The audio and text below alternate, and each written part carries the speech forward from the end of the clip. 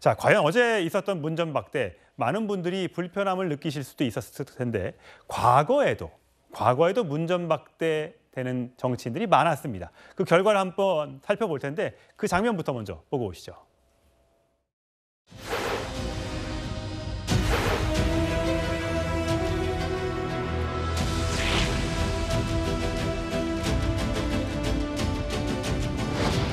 어떤 말씀드리러 오신 거예요? 왜 오늘 좀 설득을 하시는 것같은데 이러지 마시죠. 예.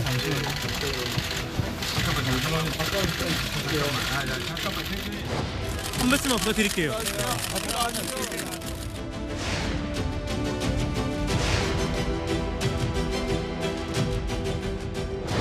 예, 짧은 만남을 가지셨습니다. 인사를 서로 나누셨고요.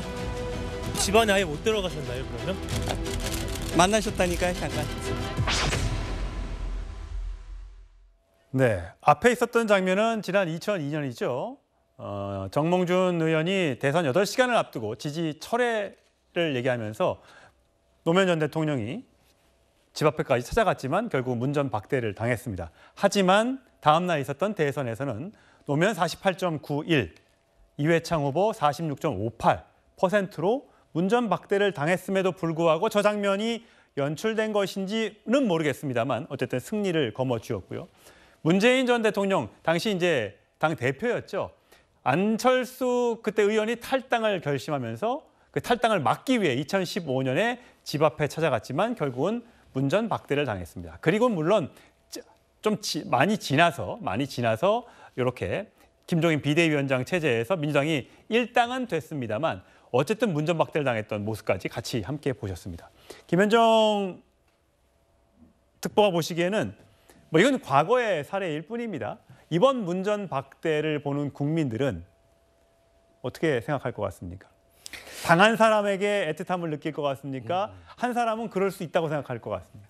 그러니까 서로의 셈법이 틀려요, 지금. 그러니까 이뇨한 혁신위원장하고 국민의힘 또는 용산에서 의도한 것이 바로 이제 그 문전박대 당하는 그런 것들을 통해서 이준석 전 대표의 신당 창당의 명분을 좀 뺏어오려고 하는 의도를 거주해서 있는 것이고 사실 예상하고 갔을 거예요.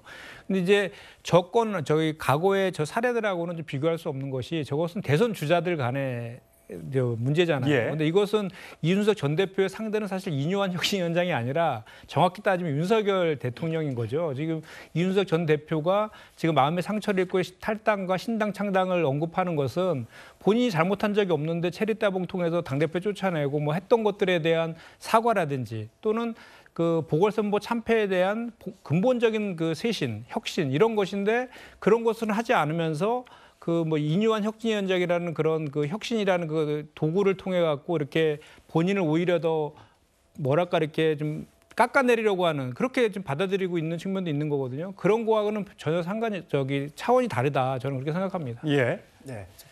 사실 정치라는 게 냉철한 논리로만 이루어지는 것은 아니죠. 예.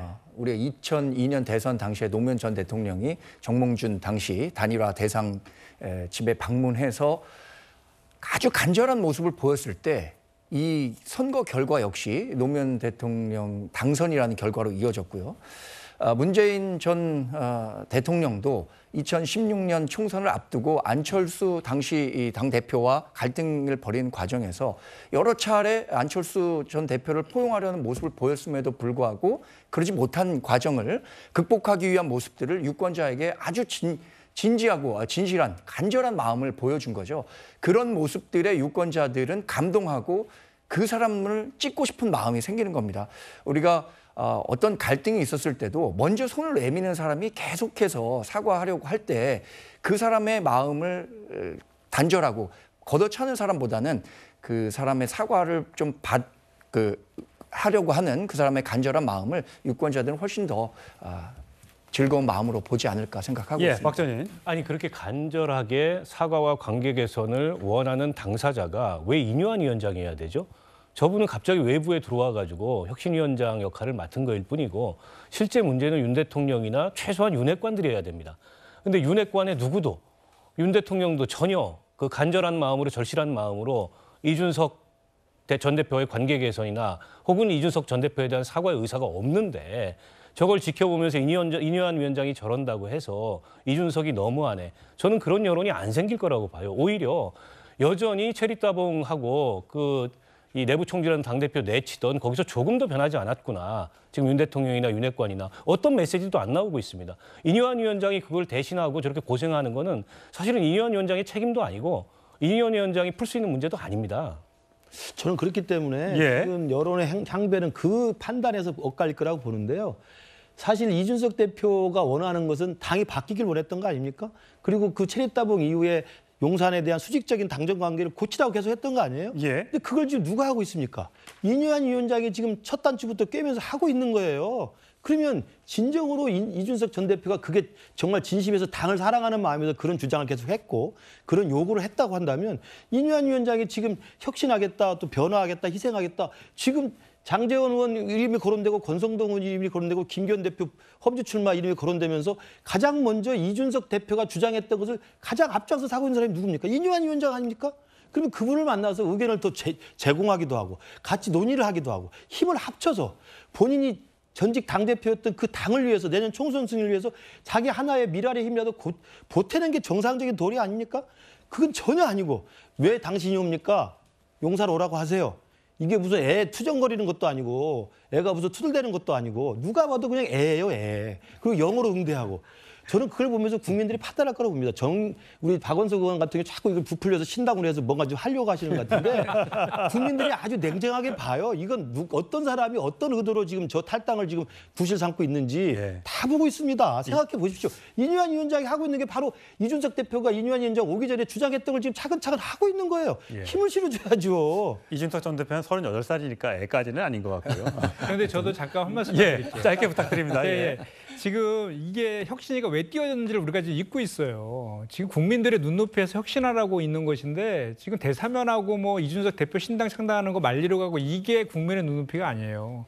민생 챙기고 반성하고 국정 기조 바꾸라는 것 이거에 관련된 내용들을 해야 되는데 예. 너무 총선과 집중된 내부 권력 투쟁에 관련된 행동만 하고 있다라는 게 이제 비판의 지점인 거죠. 예, 이뇨한 위원장은 수요일에 대구를 간다고 하는데 또 청년 여생 관련된 또 정책도 발표한다고 하니까 좀 지켜보도록 하시죠.